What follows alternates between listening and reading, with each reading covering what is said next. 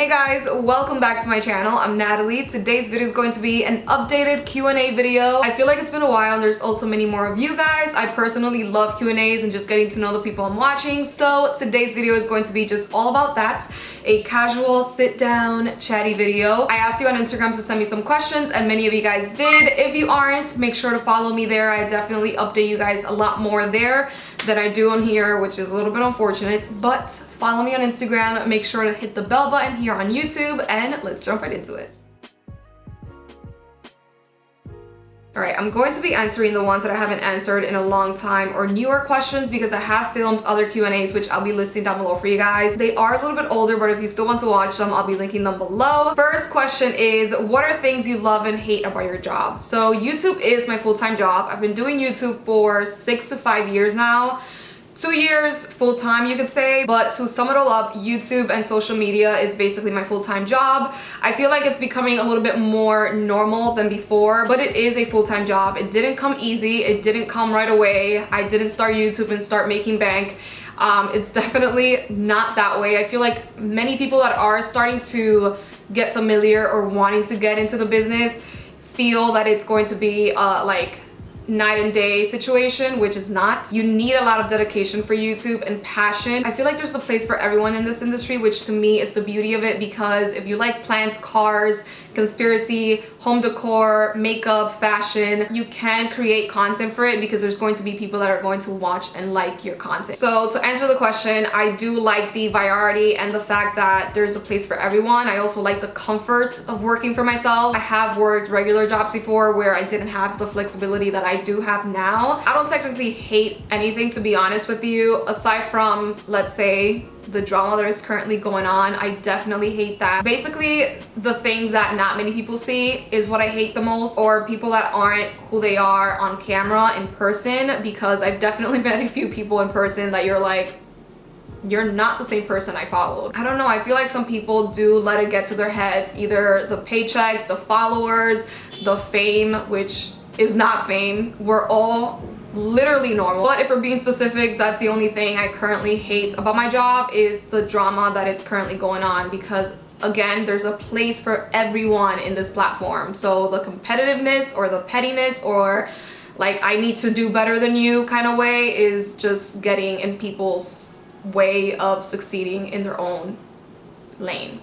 Does that make sense? Anyways, next question. How does it feel to live alone and how did you adapt to it? Love you, take care. Love you too. I got a few questions about living alone, but this one in particular, I mean, to be honest with you guys, I personally love living alone now, but at first it was definitely a challenge. It was scary, you feel lonely, and you feel sometimes like, am I doing the right decision? Because I've lived with my mom all my life, so to me, to live alone, it was kind of like my own decision. It wasn't like I was kicked out of my house, but I wanted to have this experience that I'm having now, and I'm glad that I did. It was scary making the step, but I feel like it definitely have made me a lot more independent, which is what I wanted.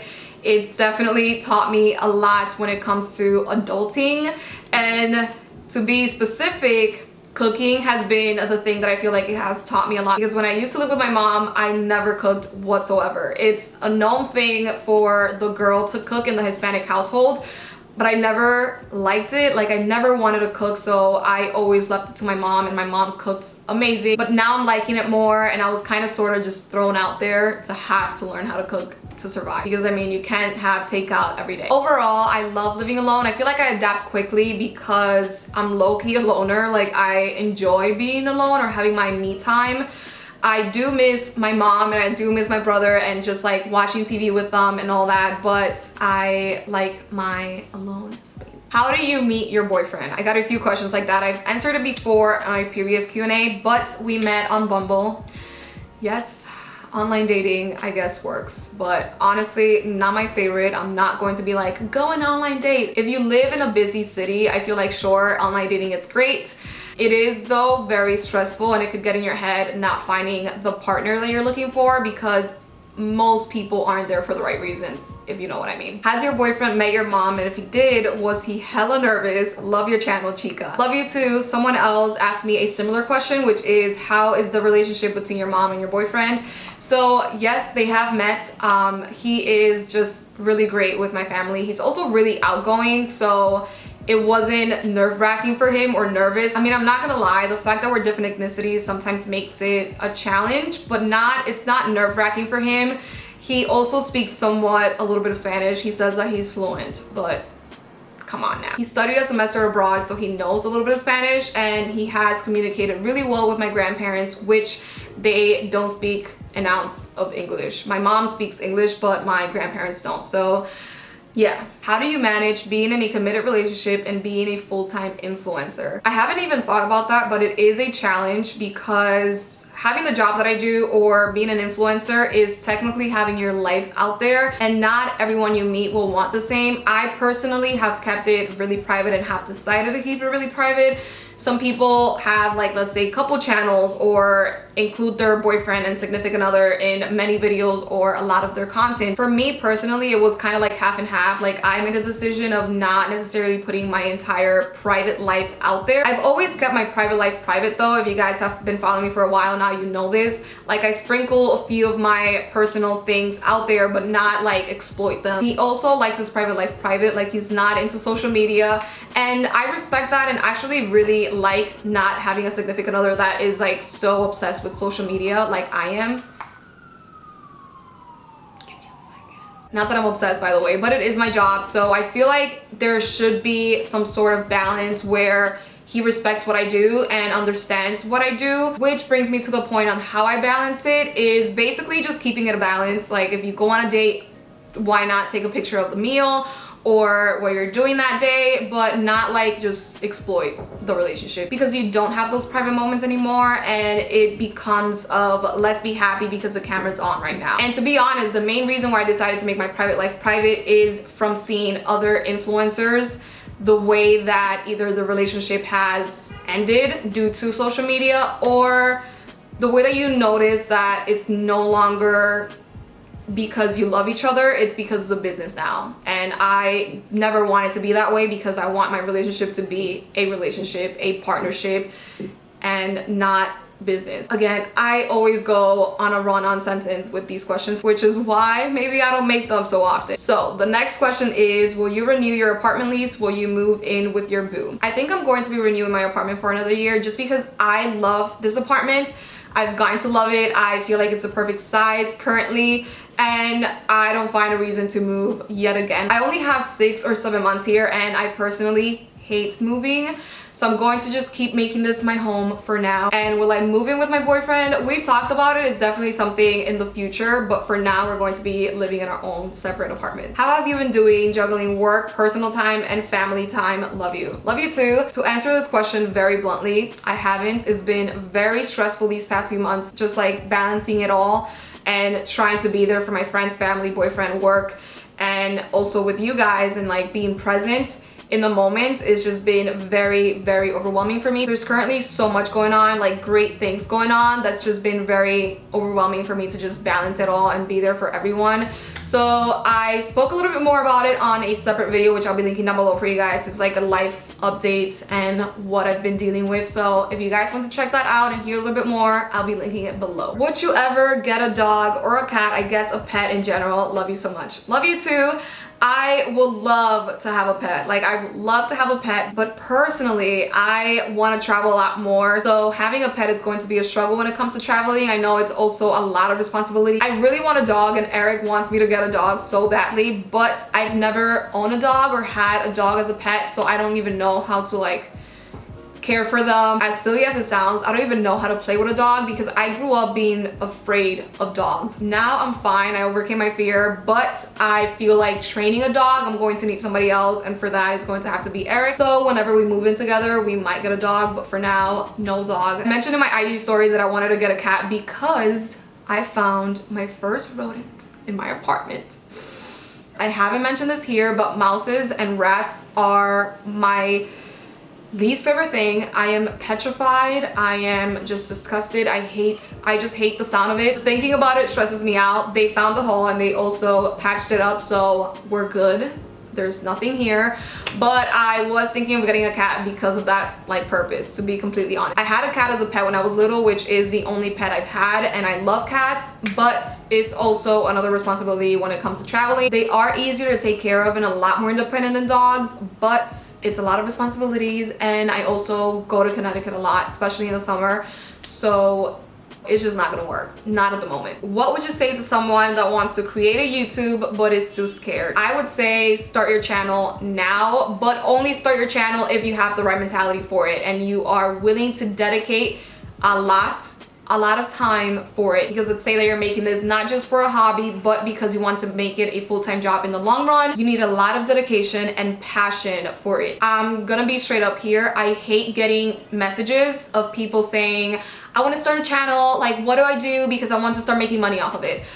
You're not going to get a check, point blank period, until many months in, or maybe a year, to be completely honest with you. With that being said, you can make it a full-time job if you have passion, love, and dedication for it. You need to post frequently on YouTube to make it a full-time job. My personal tip when it comes to starting a channel or growing a channel is to post frequently, and by frequently I mean 2 to 3 videos a week. I know it's a lot, but the more you post, the more you'll be exposed to people finding your channel, watching your channel. Post it online, share with friends and family, make sure that they also share with their friends and family, and that's how I personally started my channel. Just posting it on Facebook and my friends and family would watch it. And then content wise, make sure that it's something that you're passionate about and love. Long story short, like I mentioned on the first question, I feel like there's a place for everyone on YouTube, so don't be scared, just go right in and make your first video, even if it's with your phone. Do you want to get married, and does living in a Hispanic household pressure you too? I actually got this question a lot when it comes to marriage and kids, and you guys, I am just beginning the stages of my first relationship ever. I am in the happiest chapter of my life right now, as mushy and corny as it sounds. I'm just enjoying this chapter in my life right now, but when it comes to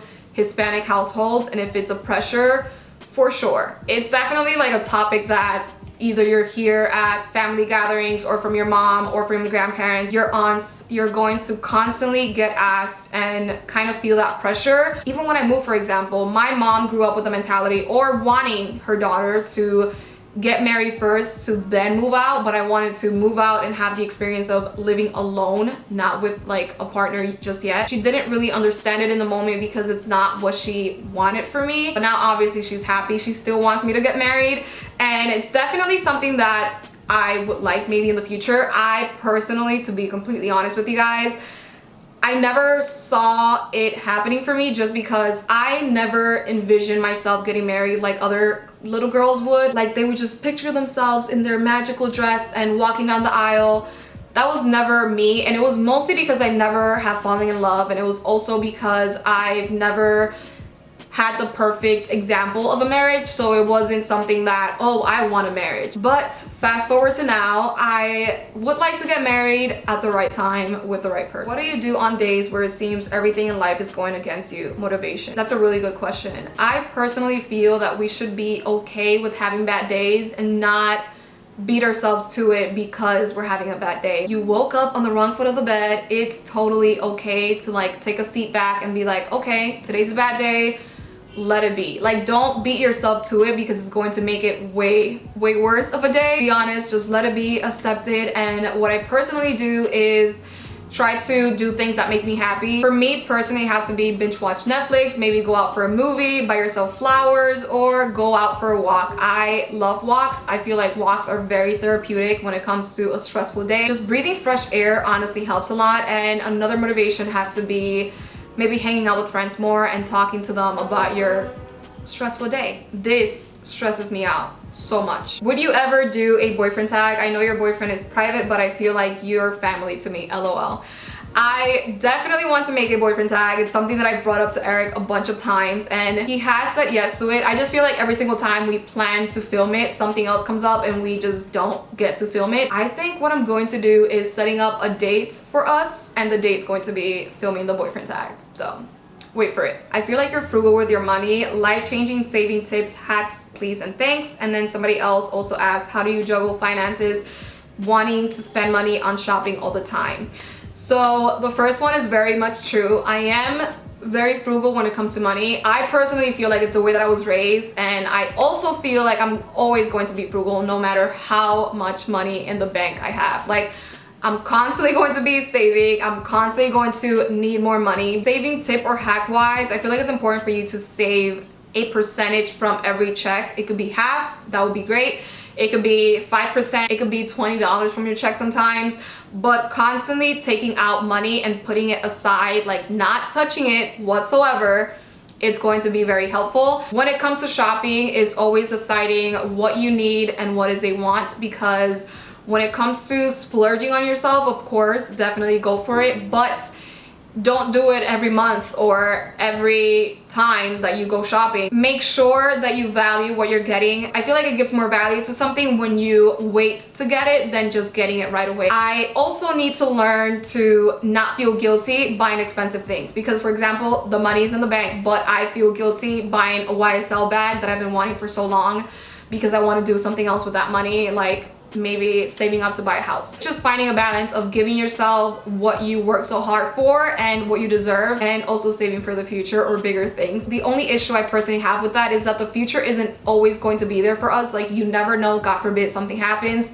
So don't only save for the future, like clearly buy yourself and make yourself happy with little things, like maybe going for a little getaway and stuff, but learn to have a savings that you won't touch. And the savings, again, could be literally $20 a week. Like, don't try to beat yourself to it if you can't afford to have like a major savings. To be completely honest with you, I'm the worst when it comes to financial advice. The only good thing I have, I guess, is that I'm frugal and always thinking like, oh, I don't want to spend this Uber because it's this amount, you know? How was your Coachella experience? So I went to Coachella for the very first time this year, as some of you guys know or saw on Instagram. I vlogged the trip and honestly didn't like the footage, so I just didn't upload it. I didn't feel fulfilled with it. I just personally don't want to put videos out there that I don't love just for the views that it may get. Now, for my Coachella experience, I didn't go with crazy major expectations. I kind of like saw the surface of it and I was like, oh, this is what I could expect from it. It's become such an Instagrammable thing that people don't technically go there for music. They go for the pictures that they're going to get in the Ferris wheel thing situation. I went as my friends plus one, which I am so grateful and thankful for. So I do want to give a huge thank you to Stephanie for taking me with her and letting me experience this experience with her. That was honestly my favorite part, just bonding together. But Coachella overall was fun. It was a great experience. I'm glad that I'm able to say, oh, I went to Coachella once, but will I do it again? I don't want to say no, because I mean, never say never. If you don't love the music that is being played, then I personally feel like it's just way too much money and not worth the money, because you're going to get a bad taste out of what you see around. There's a lot of people under the influence, drunk, high, everything you may think. It's also a lot of people in one place. I've never been claustrophobic in my entire life, and I felt claustrophobic over there. Like, I've been to concerts before, I've been to festivals before, but never to this magnitude. Like, it was a lot going on. Again, it's definitely what they say, it's the influencer Olympics, so it can be a little bit fake in that way, but it was a fun experience, and I loved seeing J Balvin, Bad Bunny, Ariana, Khaled, among other artists live. It was really fun. I also had a lot of fun like bonding and seeing friends from YouTube. So yeah, I just moved to my own place. Where do you get your decoration ideas? Help us sis out. Congrats, first and foremost. Enjoy every little bit of it, because it's honestly, it's a great experience and I feel like you're going to love it. I get most of my decoration ideas either from watching other like apartment tours here on YouTube or on Pinterest. I am obsessed with Pinterest. It has like a black hole where you just stay in there and start scrolling and start seeing so many amazing ideas from people. So I just start pinning things. You guys can follow me on Pinterest if you want. I'm constantly just pinning things left and right, from quotes, from apartments, from things to do in New York City. So I'll be linking my Pinterest down below for you guys. I am never promoting Pinterest for some reason, but it's a really fun app. All right, last question is, how do you know if fighting in a relationship is too much? Now, this one, I feel like low-key it deserves its own personal video, but I feel that sometimes when it starts getting too toxic, it's definitely a sign for you to get out and not look back. Like, if it's affecting your happiness, your zen, and just in general, you feel like it's not healthy, it's definitely not healthy. If that thought came to mind, that's just, it's not a healthy relationship at that point. When it comes to arguing in a relationship though, it is normal because you guys are both different individuals with different likes, different ways that you guys were brought up, or you just have different opinions about many things. So it's normal to have arguments, but there's a huge difference of disagreeing about something and arguing. Like if you guys don't see eye to eye with things that are valuable to you and things that are important to you, then I feel like that's when you should be reevaluating like if it's worth it or not, because at the end of the day you can't change someone that doesn't agree with the same things that you do, especially when it comes to very important things that you agree on. I wish I could explain this better, but the signs to me is if you have more arguments than happy moments, that's a sign. If you feel that the person doesn't care about your feelings, about your opinion, that's also a sign, because that person should put value to your feelings and opinion over theirs as well, you know, if that makes sense. Or if the person just doesn't care about the opinion that you're bringing up in the argument or your feelings, that should be a major sign. So yeah, I hope that makes sense one way or the other. But my friend Nur makes the best IG stories advice ever. Her name is Nur. I'm going to be listing it right here for you guys. She has a bunch of like highlights in her IG stories, and she also gives a few courses and classes on confidence, interviews, relationship problems. Like, she's just honestly truly amazing. I love her. Make sure to check her out. All right, so that was pretty much it. I hope you guys enjoyed this questions and answers. Make sure to check out the other ones I'll be listing down below for you guys. Thank you so much for sending in your questions, and if you got to the end of this video, I love you so much. Make sure to hit the bell button if you haven't, and see you next time. Bye. Previous video %. Oh my god. Let's reapply. Another question. Give me a second.